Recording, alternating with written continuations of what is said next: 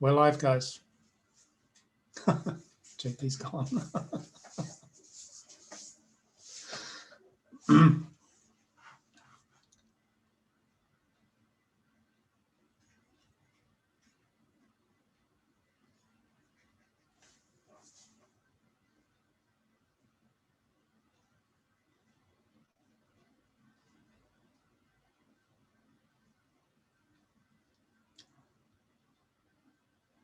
Okay, the webinar has now commenced.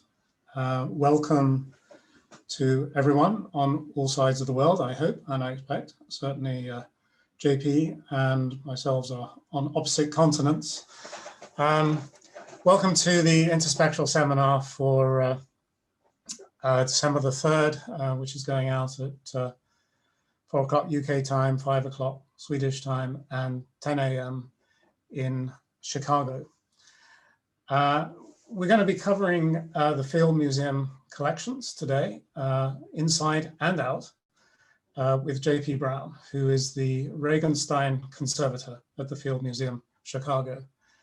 And I'm sure that JP will explain what a Regenstein Conservator is. The session we'll run today will be very short, very short introduction by Interspectral. And then I'll hand over to JP pretty promptly for him to talk about his amazing work at the Field Museum.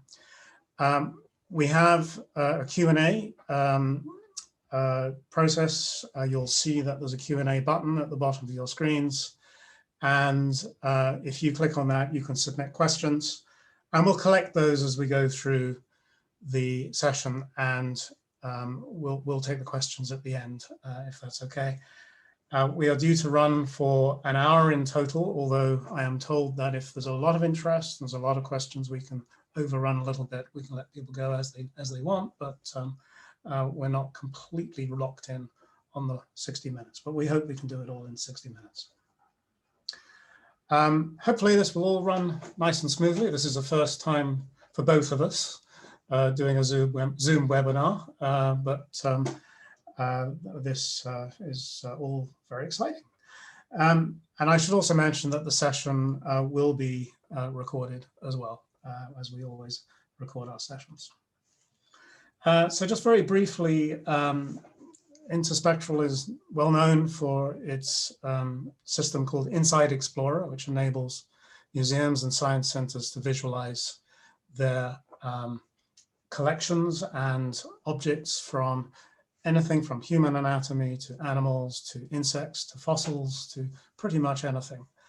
And JP is a perfect example today because he's going to be taking us through some really pretty amazing stuff. So I think you're in for quite a treat today. What Insight Explorer does is, and Interspectral does with it, is that we kind of transform this 3D data into this experiences and insights, but it's not us who really does it, it's our customers. And I'm really pleased that we have one who really pushes the boundaries today. Typically where we get involved is in science centers. This is from the Singapore Science Center, and used for education. But we get involved in museums too. This was actually taken at the Natural History Museum in London, and this was about 10 minutes before the discovery that this particular mummy we were looking at had been murdered. So we do get involved in some quite weird and wonderful stuff. The gentleman who is pointing at the screen there is the keeper of Egyptology for the British Museum. So people get in very close. And this is now a permanent exhibit at the British Museum. So it's a good example of the type of thing that people do with our systems. And again, in museums, it's education, and it's also looking into collections. History with the Field Museum Chicago goes back quite a long way. We visited back in 2013. It was a very cold day. So, some people say that I've not aged well since then, but that is my my colleague, Thomas Rydell, the better looking half of our team. It's really nice to still be working with the Field Museum And we continue to develop the relationship with new content and new experiences, traveling exhibitions, and so on. So without any further delay, I'd like to introduce JP Brown, and he's going to take us through Field Museum collections inside and out. JP. I'll just unshare my screen and let you share yours.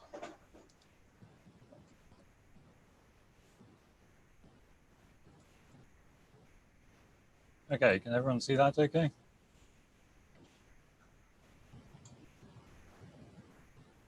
Yep, that's good. Okay, great. All right, so thanks for the introduction, David. As David said, I'm JP Brown, the Regenstein Conservator, and I'm speaking to you from the Regenstein Conservation Lab on the second floor of the Field Museum. Thanks very much for turning up, albeit virtually, for this talk, where I'm going to give a broad overview of 3D techniques in museums as we've been using them here at the Field. So I'd like to talk a little bit about photogrammetry and laser, what you can do with the resulting 3D models. We won't spend long on this. And then we'll take a fairly deep dive into some of our CT projects. Now, here's Megan McLeod, one of my interns, imaging an Egyptian tomb using photogrammetry. I bloody love photogrammetry. It's cheap, it scales from buildings to fingernails with the same equipment. It gets you good color, and it's super portable if you need to take it into the field. Now, there are some, oh, hang on, there we go. Look. The downsides are that you need good lighting. Processing the photos into 3D is slow and resource intensive. It's a surface technique.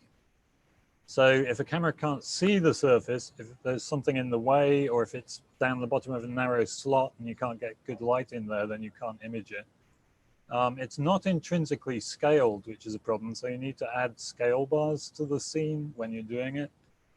Some surfaces, glass, anything untextured like white countertop laminate, anything super dark, super light, or super shiny, those kinds of surfaces are hard to impossible to image. Although interestingly, it's quite good for some fur and feathers, as we'll see later. So let's talk a bit about imaging this tomb. Here's the left-hand wall. We took a well-organized grid of overlapping photos. The blue squares here indicate the camera positions. And we used Agisoft Metashape Pro to create a 3D model, which shows all the relief. And then we reprojected the photos from their camera positions onto the 3D model to generate an orthomosaic. If we take 100% crop, this is the kind of detail we've got in that image. Now, it's very good quality, and producing an orthomosaic removes all the camera distortion. So you can take real-world measurements of surface features from this kind of image. It's a very useful digital surrogate, probably much more useful than an actual 3D model in a lot of research situations. It works for walls, and it also works for things laid flat on the ground. It's a great way of getting images of large textiles like this bark cloth. You can take a bunch of obliques from a relatively low camera position, calculate the 3D model, which gets you every bump and wrinkle. It's equivalent to a raking light shot, but more useful since the bumps have actual real dimensions. And then build the orthomosaic to get a dimensionally accurate composite image. Now, if we take 100% crop of this piece, again, you can see that the resolution is really pretty good. Now, how about large three-dimensional objects? One of the projects that we ran into a couple of years ago was getting good condition photos of these iconic Akeley elephants, which are in the main atrium of the museum. We'd like to get a good record image of the proper left side of the elephant with his trunk raised, but the big fat ass of the other elephant is in the way. So with a little work on the scissor lift, we were able to put a photogrammetric model together. And you can see that we had to deal with significant occlusions, for instance, around the curled trunk of the charging elephant. We had to take a lot more photos to resolve the various surfaces satisfactorily. And this problem of occlusion, of surfaces being concealed from the imaging equipment, is a real and significant one in museum collections. So anyway, we were able to create a useful 3D model. And when you've done this, you can remove the charging elephant and reproject the photos onto the remaining thing to get the remaining elephant to get a really good condition assessment of the a really good surface for condition assessment of the elephant. The final use of photogrammetry I really want to point out here is bringing multiband images into good alignment, and I'll use this cartonnage mask as an example. Multiband is an imaging technique that looks at the surface in IR, visible, and UV light, and then composites the results. And for this work, you need extremely good alignment between the images and the different light bands. At the Field Museum, we have a pretty cheap and cheerful multiband setup. It's a modified D70 that we use for IR work, and it has a 6 megapixel sensor. Then an unmodified D70 that we use for visible and UV has a 24 megapixel sensor. It's hard to bring the images from 3D objects from different light bands into alignment, particularly when you're using different sensor resolutions on the different bands. Using regular flat photography, you end up spending a lot of time in Photoshop subtly distorting the various images to make them align nicely. And we really would prefer it if there was no distortion, because once you start distorting something, you've lost a lot of its utility as a digital surrogate. So the special sauce for alignment is to use photogrammetry and to put markers in the scene and keep the scene invariant for all the bands you shoot, only changing the camera filtration and light sources. And we found that 4 markers is usually sufficient. Now, an important point is that photogrammetry is honey badger. Photogrammetry just doesn't care what light band you use so long as you can see some texture in it. So you can reconstruct visible light images exactly the same as the visible stimulated false color IR. And when you do photogrammetry, you can bring them all into perfect alignment at high resolution for each band, and then composite them however you want. Now, photogrammetry begins to fail when objects get really small because depth of field effects start to limit the amount of the object that you can get in focus.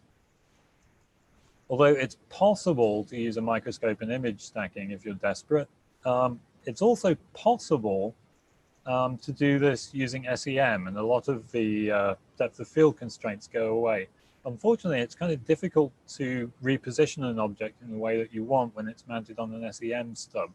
So this is really limited to, SEM photogrammetry is really limited to things which approximate half of a sphere sitting on the stub so that you can reorient them nicely.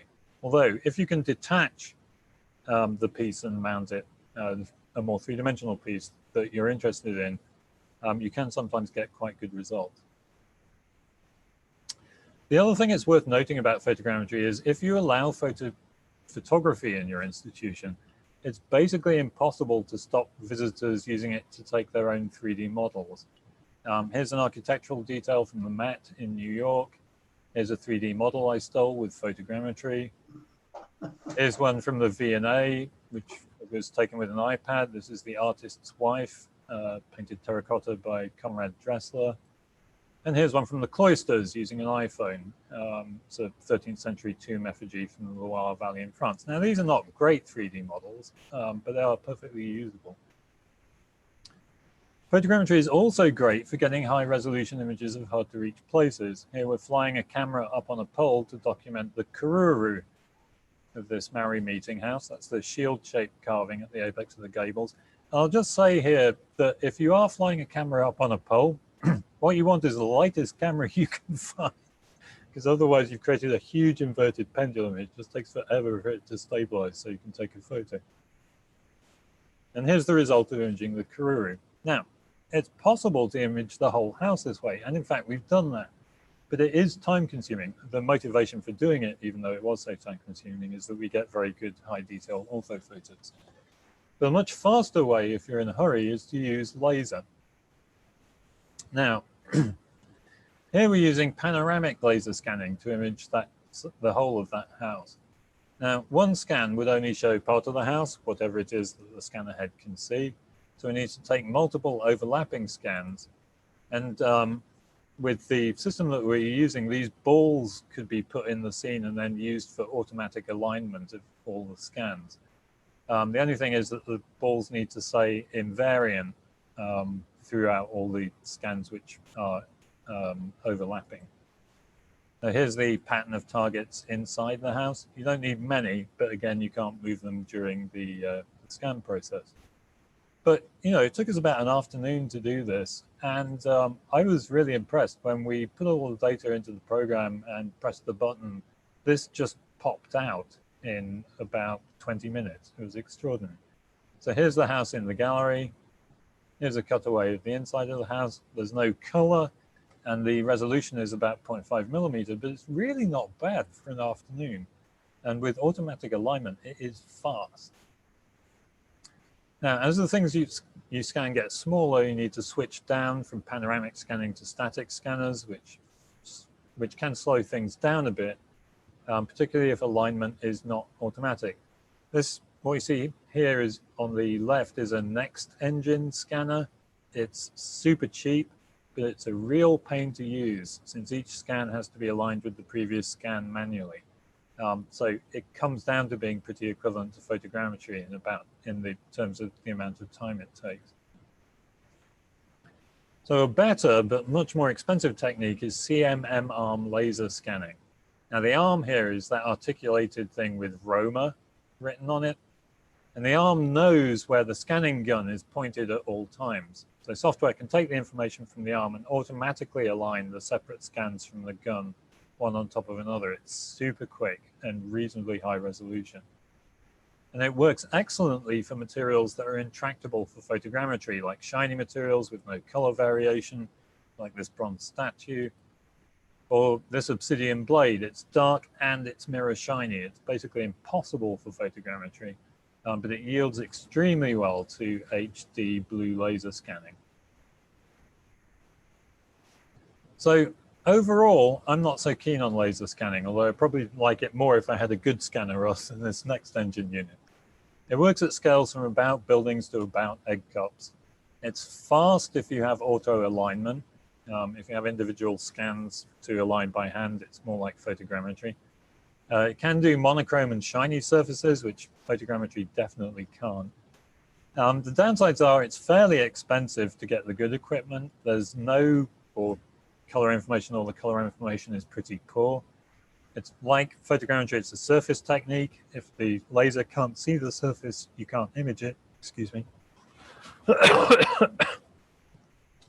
And it's intrinsically, but it's nice that it's intrinsically scaled, so we don't have to worry about getting scale bars into the scene. Some surfaces, particularly transparent surfaces like glass or scattery surfaces like feathers, are a problem. Particularly true for fur and feathers, which we get into quite a lot for natural history specimens.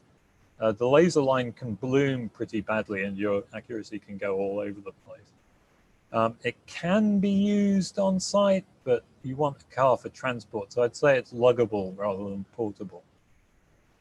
Now, regardless of how you get your 3D model, there are some neat tricks you can play once you've got it. This mold is about 3 inches across, and we'd like to know what an impression from the mold would look like. Now we can get a 3D model of the mold surface and then invert it to produce a positive image, and this is a total win. We've reduced the risk to the object by using non-contact methods. The virtual impression can be shared to improve access to the collections, and crucially, we've got the ability to scale up the 3D model for examination, and we can take accurate measurements from it. So it's a useful way to both increase the range of the reach of the collection and to study the impression in detail. So here's our setup for macro photogrammetry of flat seals and molds. The DSLR with a ring flash and a macro lens on a fixed mount. The mold is sitting on a turntable, so it can be rotated, or the whole turntable can be moved around on the desk for translation. Here's the calculated camera positions. Basically, we've got an overhead grid achieved by moving the whole turntable unit, followed by an oblique rotation achieved by rotating the turntable. And here's the resulting model of the mold. Notice that we're only imaging the contact surfaces, not the whole mold. If we flip it over and invert the normals, we get a positive. So this is what it looks turned inside out. And then we can trim away the flat areas from the front of the mold to give the final impression. Now we could print this out, but it's really much more satisfactory as a digital surrogate because you can zoom it up or shrink it down as you need to.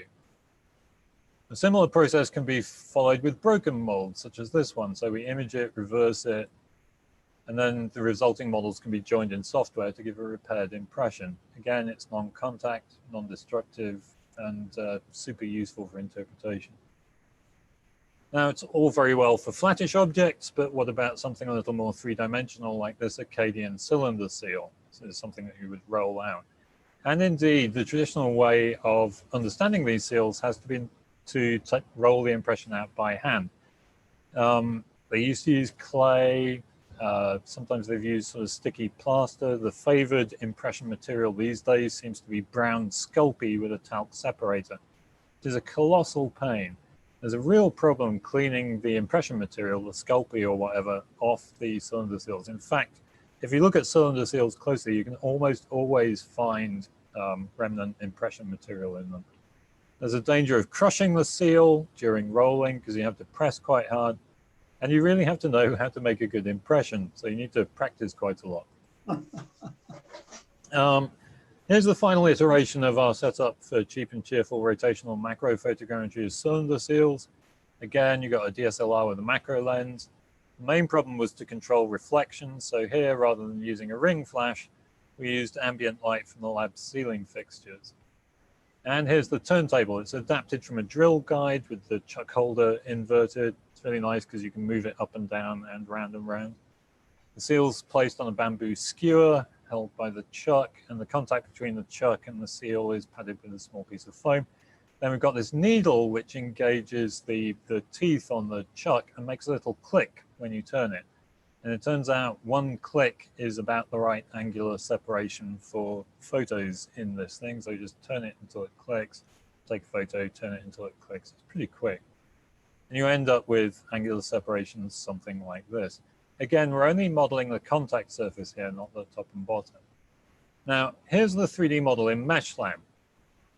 If you haven't used MeshLab, it is a hilariously buggy but free Italian open source project for working with 3D surface models. And even though I said it's hilariously buggy, it nonetheless does a lot of amazing stuff that you won't find anywhere else in one place, at least not for free. So we've got a free viewer that which allows us to see the model, and it's very nice. But how do you get to an impression? Well, it turns out that if you dig down into the MeshLab menus, it has an unroll surface command. So basically, you click 2 menu commands, and you get something like this. Now here we've unrolled in for 3 revolutions, so we can choose where to make the cuts for the unit distance. And we decided to do it like this to produce the final impression for study. Here's a polished alabaster seal, shiny and bright on the turntable. You can see the hood of the macro lens in the foreground. Here's the unrolling. What's fun is that if it's a good 3D model, it's inherently scaled to sub-millimeter accuracy, so you can easily extract dimensions from it. You can get the overall height, relative height of the figure's tunic, the diameter of the seal, the unit repeat distance of the impression, pretty much anything you want to measure. And it's much safer than using a physical impression and a much more useful digital surrogate than a photograph. What's really fun is that if you bring 2 or more 3D models into the same 3D workspace, because they're inherently scaled, you can immediately compare their sizes without having to look back and forth between photo scales. And this, I think, is one of the major benefits of 3D, that it has inherent scaling. And this surface unrolling method can be applied to objects which are only approximately cylindrical, like this Peruvian beaker. Here, though, we definitely need photogrammetry, since we're mostly interested in the slit-painted design on the outside. So here's the surface unrolled. And because it's inherently scaled, we can compare different pot unrollings at the same scale. Now, 3D models are also useful for making storage and display housings. Take the case of this Egyptian coffin, rather tattily stored. get a 3D model using photogrammetry, and then we use an engineering program to make a model of the structural foam for the support, bring the foam model and the coffin model into the same scene, subtract the coffin, and then make some cuts in the result so that we've got 4 pieces of foam, which allows us to get the coffin into place safely. Put the top and bottom foam pieces in place, lift the coffin in, and then secure the sides. And the final result looks something like this. I mean, this is much more satisfactory, and it's exactly fitted. It's also a really useful method of making supports for complex shapes such as dinosaur fossils and animal skulls. Here's a CT scan of a Peruvian skull. Here's the skull subtracted from the foam base, and then a foam fitting for it to fit into. And here's the result. It fits exactly, and it's nice and secure and well supported. So this brings us nicely to CT scanning. Now, CT scanning. I love CT scanning. It works at scales from rocket engines to grains of sand. It's a volumetric technique. If the X-ray system can penetrate the material, you can see things hidden below the surface. It's intrinsically scaled. It's fast. The downsides are it's incredibly expensive, both in terms of equipment and infrastructure. And you need different equipment for different scales, as with the laser scanning. But with CT, now you need multiple very expensive units. Even though the scanning is fast, getting information out of the scans, the segmentation process, which we'll talk a bit about in a minute, can be quite slow. Sadly, there's no color. Some objects are very hard to image by X-ray. Either they have very high X-ray contrast or very low X-ray contrast. You can usually get something out of a very high contrast subject, but with very low contrast, there's just nothing to see. And this equipment is truckable rather than portable. If you're going to move it around, you need an Arctic. I should mention also that the resolution is much more limited than the previous techniques that we've seen. So let's take a look at a medical gantry CT scanner. It's a great system for non-metallic objects from about the size of a person down to about the size of a cat. Once you go smaller than a cat, the lack of resolution becomes kind of a problem. It's doable, but by the time you get to a small bird, you're better off switching to a micro CT system, which are known in medical terms as rat scanners rather than cat scanners. The two main features of a medical gantry scanner are the gantry, which houses all the X-ray equipment, and the bed, which carries the patient or the specimen through the scanner. If we look inside the gantry, it looks something like this. You've got a big donut hole with the bed running through it. Around the hole, inside that casing, so it doesn't bother you as the patient, there's an X-ray tube bolted to a colossal steel ring with a curved X-ray detector on the opposite side. The whole thing weighs about the same as a VW bug. It's extraordinary. You put a specimen on the bed, and then you spin the ring while the bed travels through the hole, carrying the specimen with it. And on each rotation of the ring, the X-ray setup catches about 1,000 flash X-ray images through the object. Now you run these X-ray images through a powerful computer, you do a lot of cool math, and what you end up with is a stack of X-ray slices through the thickness of the specimen on the bed, or the patient if it's a person. In the cool math part, there are basically two things we can control. The first is slice thickness. Now, noise goes up as the inverse square root of the slice thickness. What that means is thinner slices are noisier than thick slices, but they're not a lot noisier. So we generally go for the thinnest possible slices. And the thinnest you can get on a medical scanner is about 0.5 millimeter.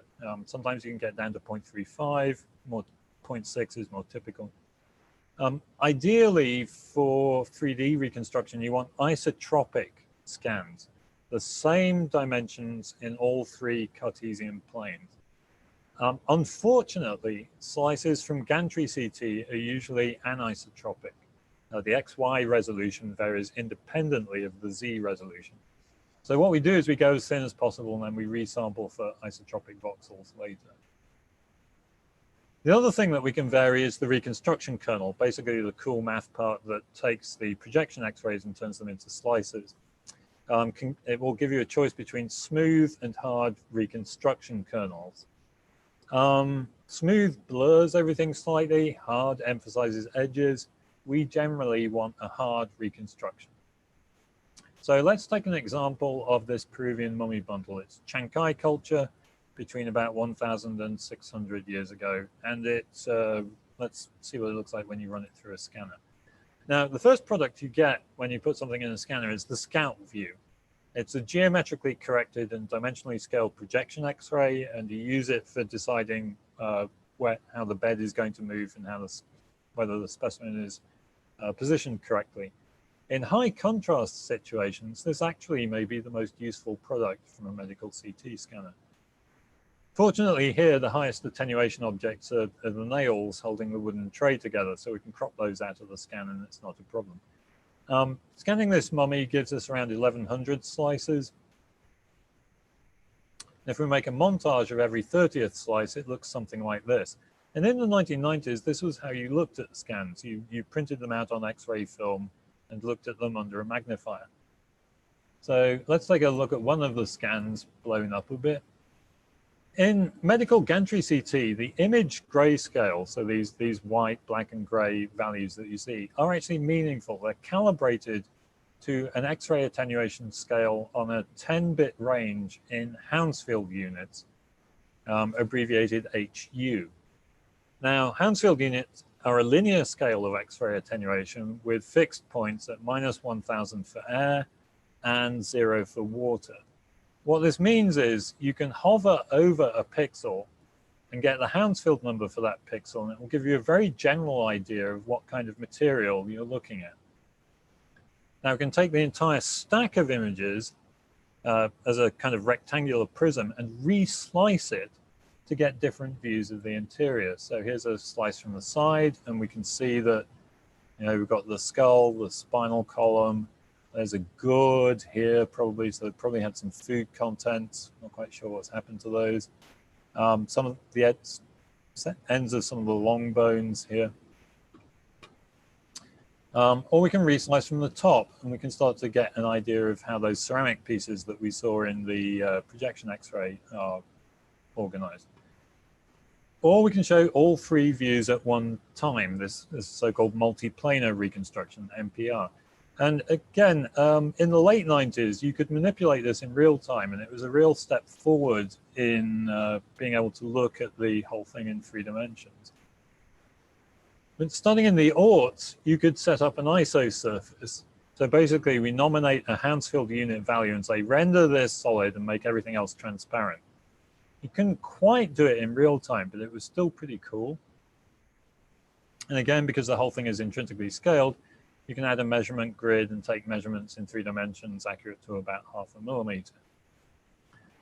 By the second half of the aughts, as 64-bit computers started to become mainstream, we began to be able to do segmentation and volumetric rendering in close to real time, still not quite real time. Segmentation is drawing regions of interest around different components of the scan, which, in the operator's judgment, comprise parts of the same material, even though they don't have the same attenuation value. So it gets around some of the problems of ISO surfaces. Then the color and opacity of these different regions can be varied independently.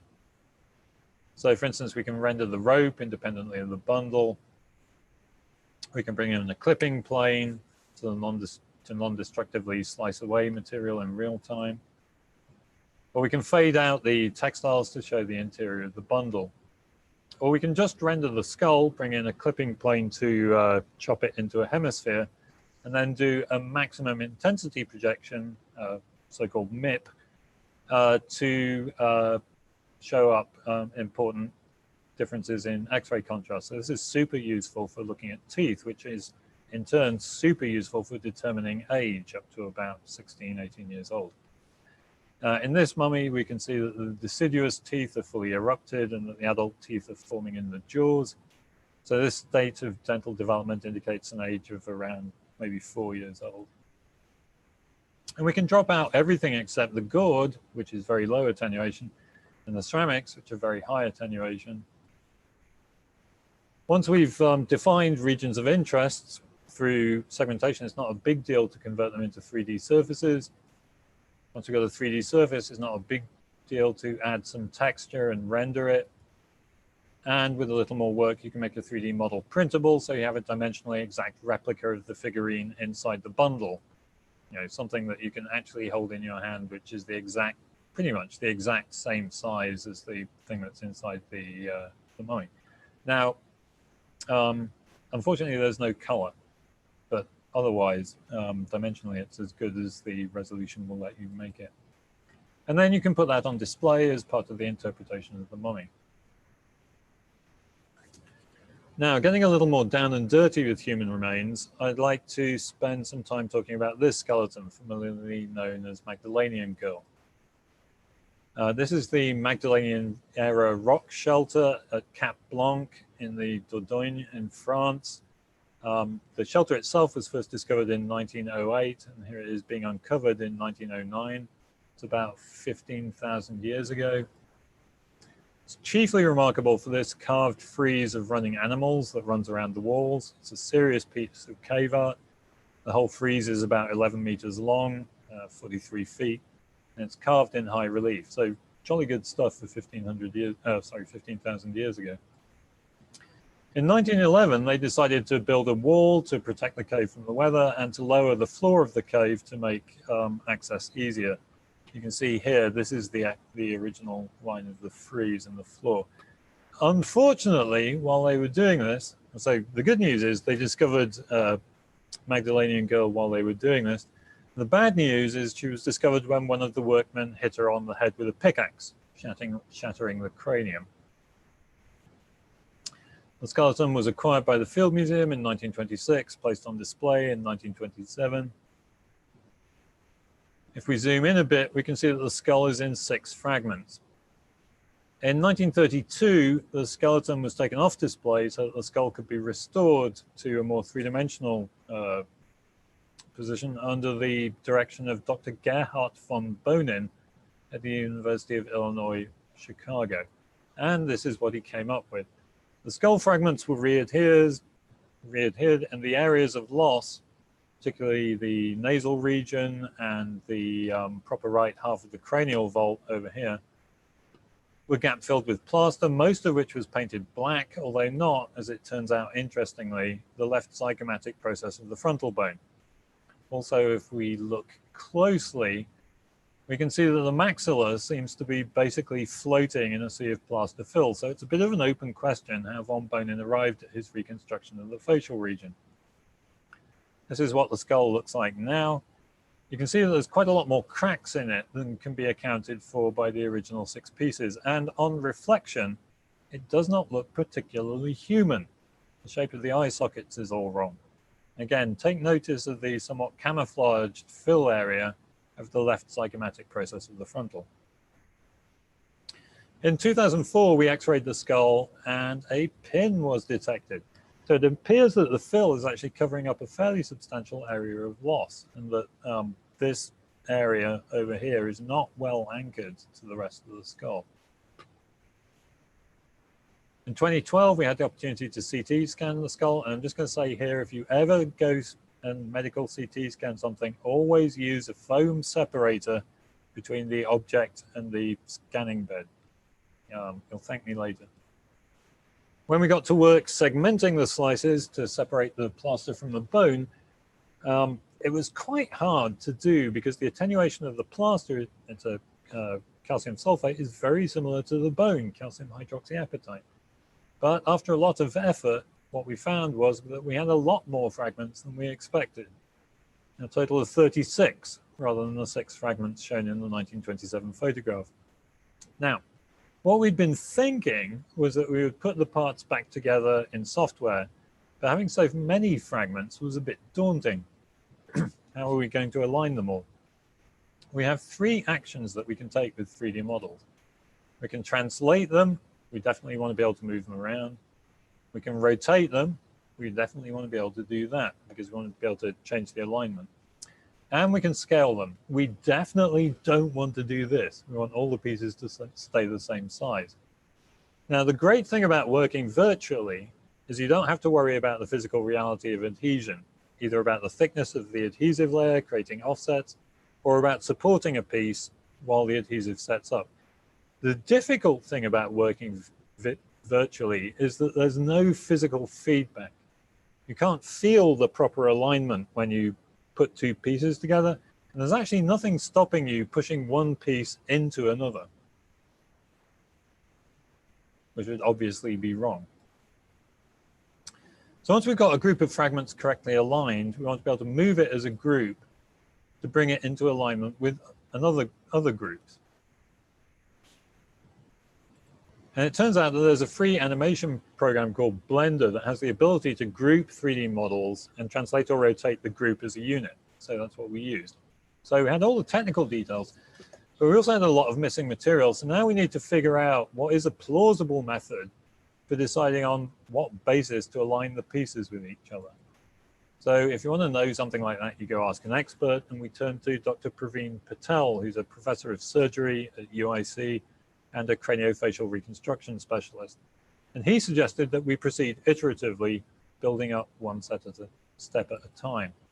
So we took the parasymphyseal fracture of the jaw as our starting point, and we introduced a mirror plane and then used it to align the fragments of the mandible symmetrically. That gave us the width of the jaw, so then we could locate the mandibular foci and build up the surviving temporal, occipital, and parietal sections. And then finally, we could try and locate the frontal bone. Altogether, the difference is something like this. You see the change in the eye sockets? And this animation may help to make the extent of the difference in alignment clear. Now, like the medical community, the first rule for museum conservators is first do no harm. One of the things we like about this method of virtual reconstruction is that it's non-destructive, fully reversible, and completely repeatable. So if someone objects to our reconstruction, they can do their own segmentation, come up with their own reconstruction without doing any damage to the original skull. And of course, you can print it in 3D for study and use the printed skull to produce a facial reconstruction, which can be cast and colored in latex to give some idea of what the person might have looked like in life. So the next project I'll talk about is a combination of photogrammetry, CT scanning, 3D modeling, and good old analog modeling. The motivation was to provide, excuse me, a full-sized figure for a running cheetah with one side cut away to show the skeleton for an exhibit on biomechanics. Fortunately, we had a taxidermy specimen of a cheetah skin mounted in a running position, so we took that as our initial starting point. Notice, by the way, the rather jaunty angle of the tail.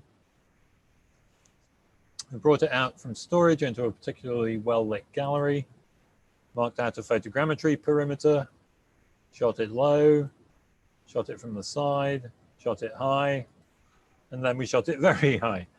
We had a 2-hour window for this work. The museum wouldn't close this gallery for long, and we were running out of time. So these last shots were taken with a couple of people pushing me around on this 11-foot mobile ladder. And it gave us a result something like this. Notice the change in orientation of the tail. It's much flatter now, which apparently is more correct for a running cheetah. But this is just taxidermy to mounted skin. What we needed was a skeleton. So unfortunately, our cheetah skeleton collection did not contain a single skeleton, but rather portions of, actually I forget, 2 or 3 different individuals. So we also took a pickled cheetah out of alcohol storage, put everything in a van, and took it down to UChicago and scanned it. And here's what happened when we tried to assemble the whole skeleton from the different individual dry specimens. We ended up with a kind of Franken-cheetah that nobody liked. So we had to use the specimen from the pickled skeleton, the pickled specimen.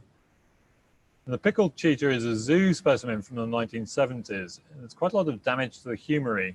You can see the split, probably due to a big injection of formalin to preserve the soft tissue immediately after death.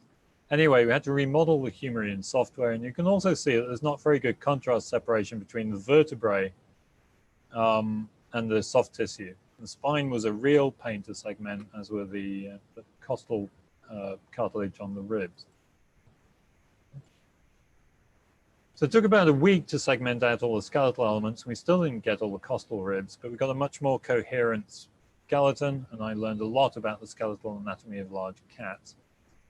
We reposed the skeletal elements in Blender, very similar to what we did with Magdalenian Girl's skull.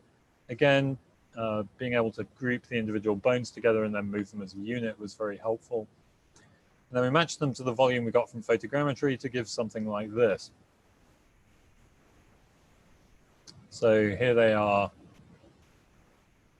articulated in software. Here's a rendering of the bones, and we had to carve the sections up so they would actually fit in a powder printer for 3D printing. Here they are when they came back from the printer.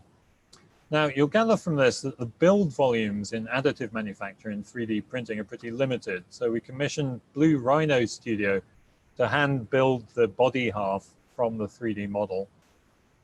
What we ended up was this on one side and this on the other. I'm pretty pleased with the result. So let's finish up. Excuse me. So let's finish up by looking at an Egyptian mummy, familiarly known as the Gilded Lady. This is a mummy of a woman, 40 to 50 years old at death, about 5 feet tall. Now, I've talked a bit about what sort of things you can do with CT scanning, but when it comes to mummies, I've left out the most important bit. Mummies are fragile, and they're also heavy. There are lots of CT scanners in hospitals around Chicago, but how do we move a heavy, fragile mummy from the museum to a CT scanner? Apart from anything else, there's a variety of state laws about driving around with dead people in your car. So this is what it takes to move a mummy safely: a padded enclosure on a vibration dampening platform inside a heavy wooden crate. The whole thing weighs 400 to 500 pounds. It needs an exclusive ride in an air ride truck. It's time consuming, it's extremely expensive. So you can scan one mummy at a time in a hospital, but what do you do if, like us, you have one of the largest collections of Egyptian mummies in the US? So what you do is to bring the scanner to the mummies. In 2011 or so, a company called Genesis offered to lend us a mobile CT scanner for free. But the one thing we hadn't considered was how to power it. CT scanners need a lot of high energy electricity. It's three-phase 480 VAC, and they need it all the time. And the only way we could figure out to get this power to the trailer was to take one of the public elevators out of service for a week and run a cable out the window. And nobody liked that idea. So we called Genesis and said, we're really grateful for the loan. We just can't figure out this electricity thing. And they were really polite. They were like, yeah. Have you heard of generators? And we were like, oh, generators. And it turns out you can rent a generator to power a CT scanner. All you need to do is ground it properly and keep topping it up with diesel. So that's what we did. And then we brought the mummies out slowly and carefully from storage up through the shipping dock and ran them through the scanner. Now, if we start to tick, let's take a look at one of the scans and start to pick the data apart. For reference, here's the outer wrappings, the gilded cartonnage mask, and I want to draw your attention in particular to the curly hairdo painted on the mask. Here's a reslice of the data stack from the side. So we're just moving through slice by slice. Here we're coming into the cranial vault.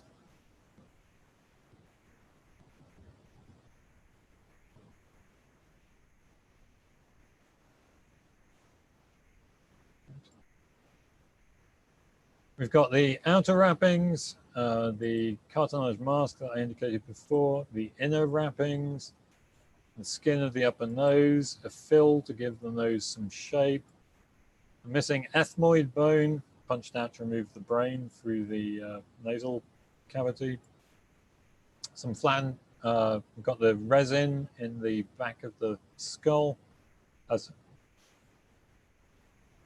Some flattened remnants of hair, probably the worst bed head ever, and a broken neck, broken post-mortem, which explains why the surface of the resin is not horizontal, because this sets during the mummification process. Usually sets when the mummy is in a supine position, so you'd expect it to be horizontal. With segmentation plus transparency, we can isolate different layers like the skeleton or the plane of the remaining flesh. Notice, by the way, the curly hair, similar to the decoration which I pointed out on the mask. Once the skeleton is isolated, again, we can use a cut plane with a maximum intensity protection to visualize the teeth, which is useful as an indicator of diet and for estimating age. And of course, once you've done segmentation, then you can extract the surface model, apply texture and render it, 3D print it, and do a facial reconstruction. Now, all this CT activity had really sparked our exhibits department's interest. They loved all the images, and they wanted a way to give people an experience of working with the CT scan. So that's when we got in touch with Interspectral. They came over and worked with us a bit to prototype it, and this is what we ended up with. And by the way, I do think having the touch table is good, but having a big repeater screen is also really important to this experience. So if we look at the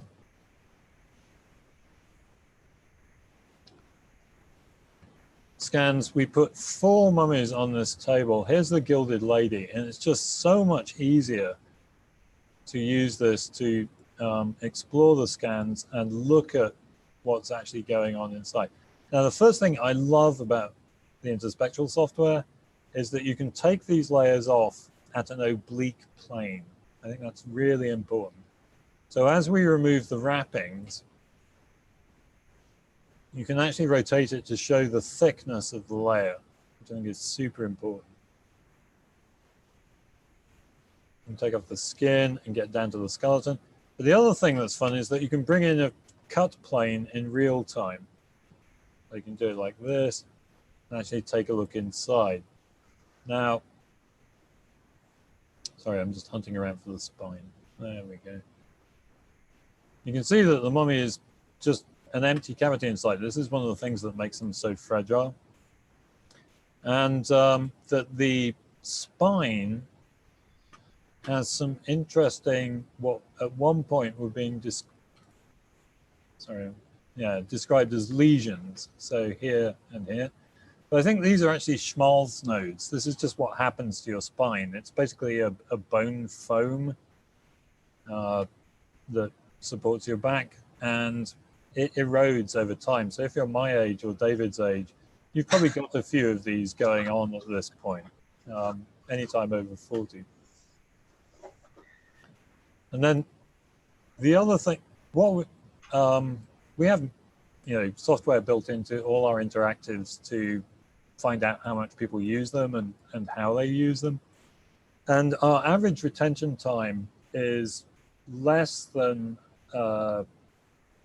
90 seconds over all interactives in the museum, and it's a very left-handed distribution. Most people touch things and then just walk away because they can't figure it out. What we found was that the average retention time for the touch table interactives that we did with Interspectral was more like 3.5 minutes. And it was also very social when we watched people doing it. People would sort of bring, gesture other people over and want to show them what they were actually doing. It was just incredibly impressive and much the best way that we've found to present these CT scans. So I realize that I'm going a little over time at this point. There are a couple more things I'd like to share with you about this that we have on this mummy table. I think the best thing to do is turn it back to David so that we can take some questions if there are any. I think we're okay on time. So if you've got some more things to show, Okay. I think probably got another 5 minutes, and we can take a few questions at the end. Okay. Because I'm absolutely transfixed, and I want to see more. Okay. Good. Well, yeah, that's the important thing. Okay, so there's a number of nice features about this software, and one that I particularly like are these what are called info points. So you can set the, it makes it very easy for people to explore these. What I would say is difficult from my point of view is that the language that people in exhibits want to use in here is far less technical than the language I would like to use. It would be nice if there was a way of hyperlinking this text to sort of more detailed descriptions if you could drill down a bit.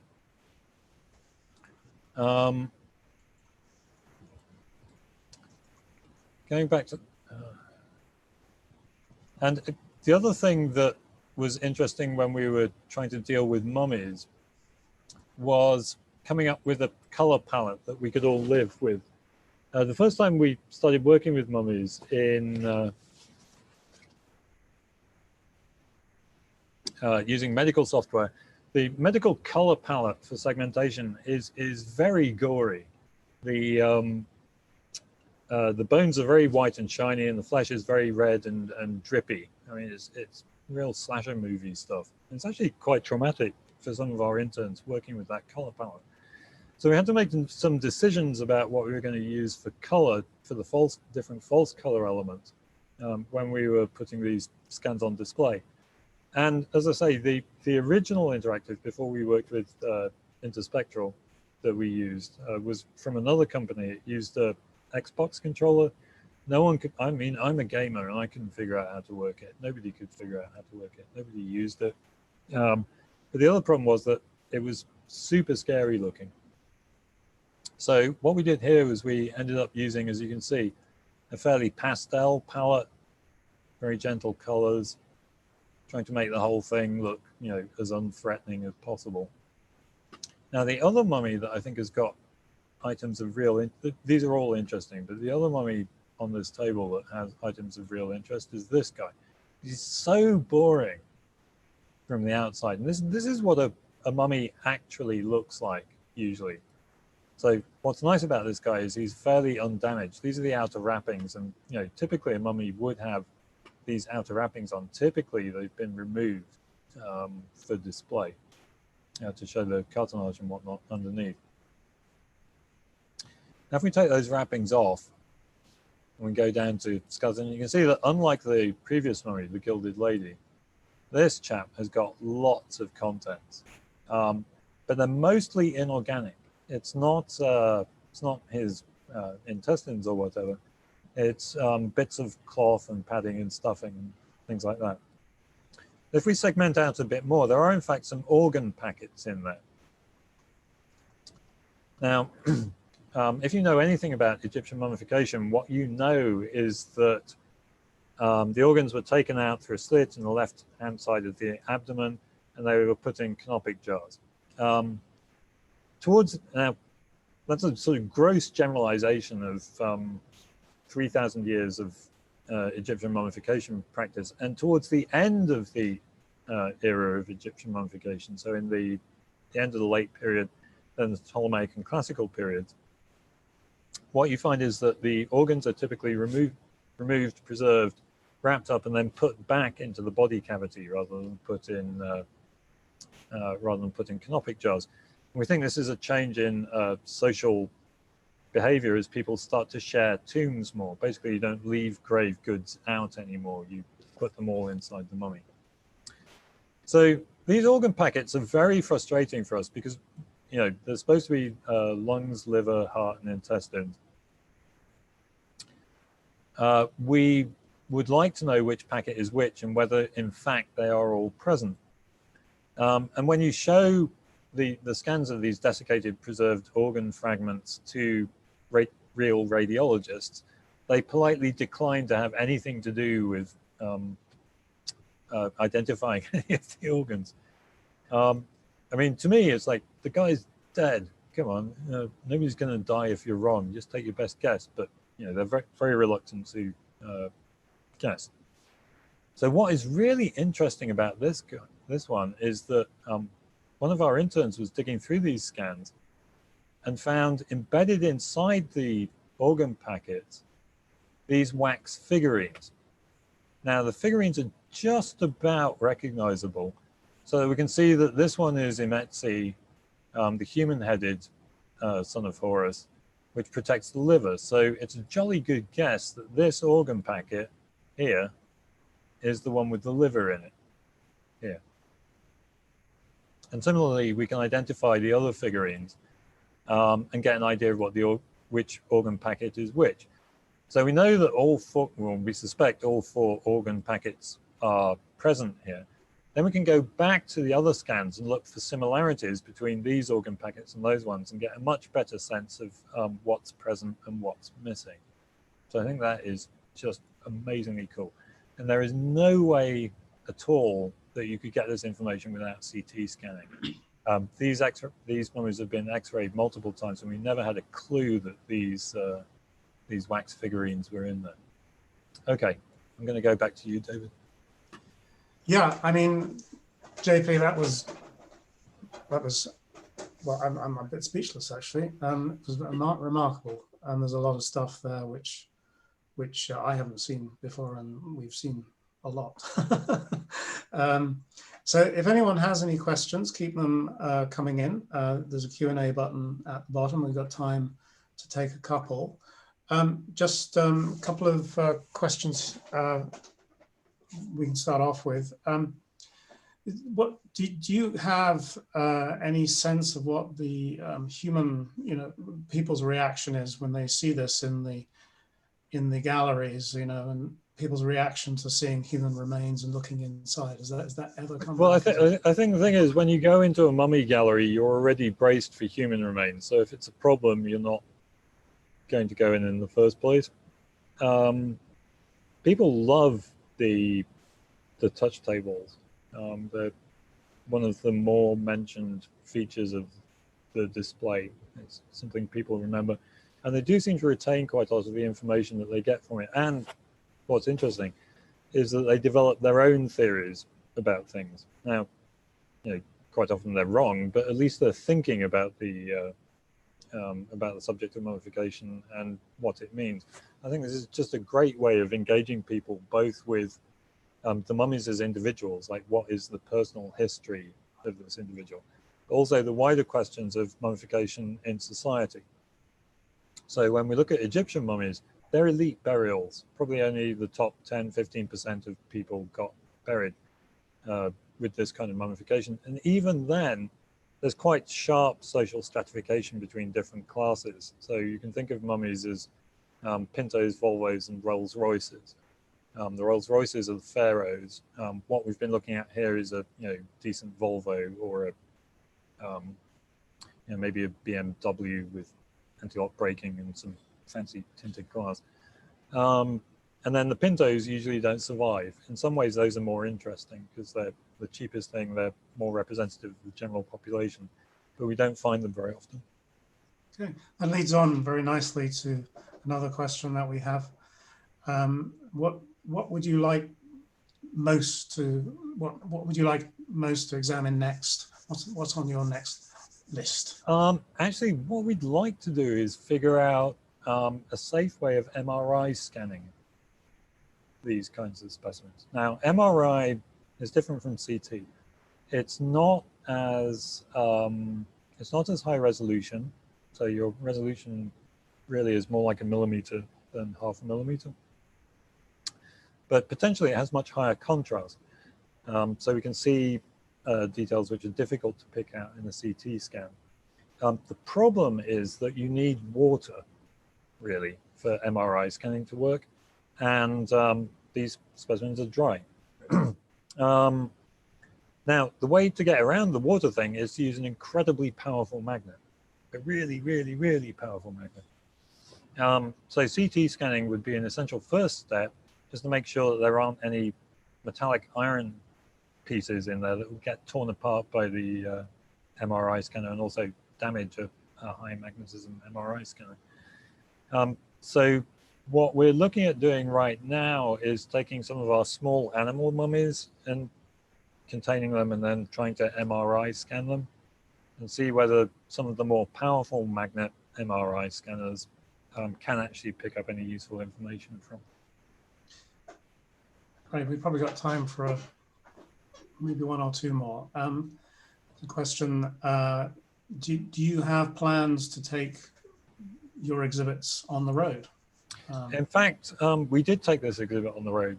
We did a traveling exhibit of the mummies that I've just showed you, and quite a lot of material culture that went with them.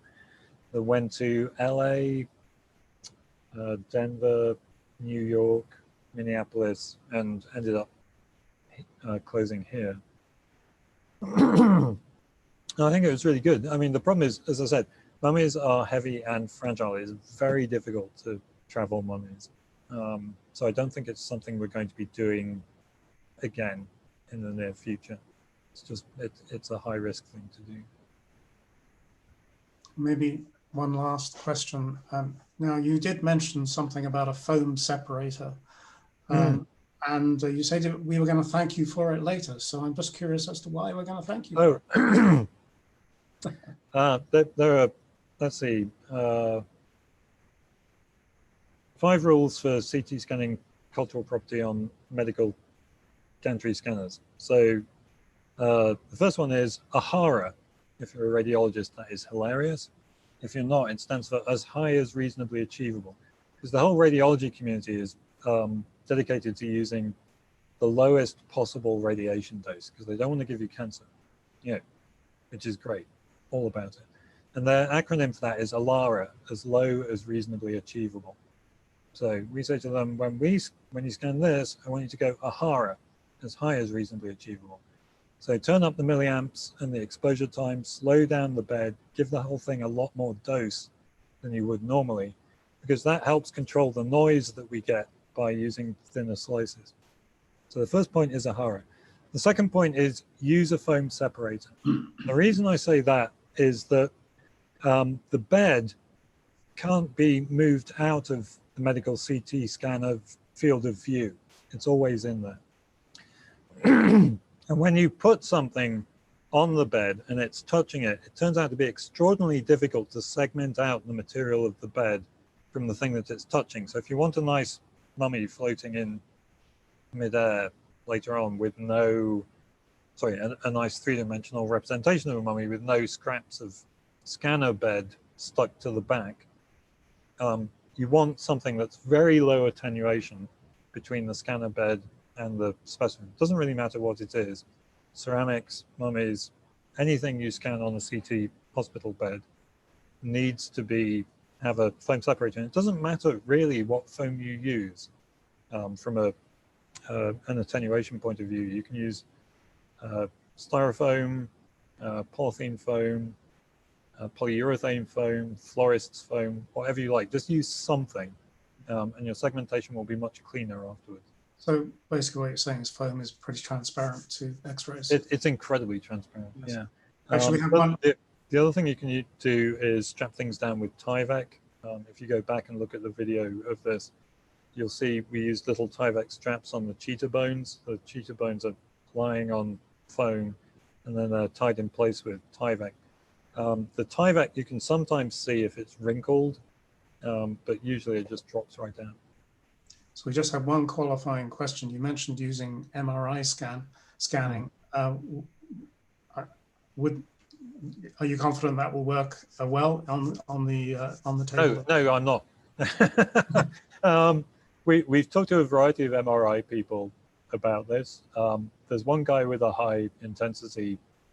He works on experimental MRI. He's got a ridiculous magnet power. It's like, yeah, I might be able to pull something out, but there needs to be nothing magnetic in there, or we're really going to be in a world of pain.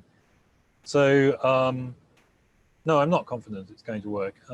But we do have we do have a couple of unprovenience teaching collection animal mummies that I'm willing to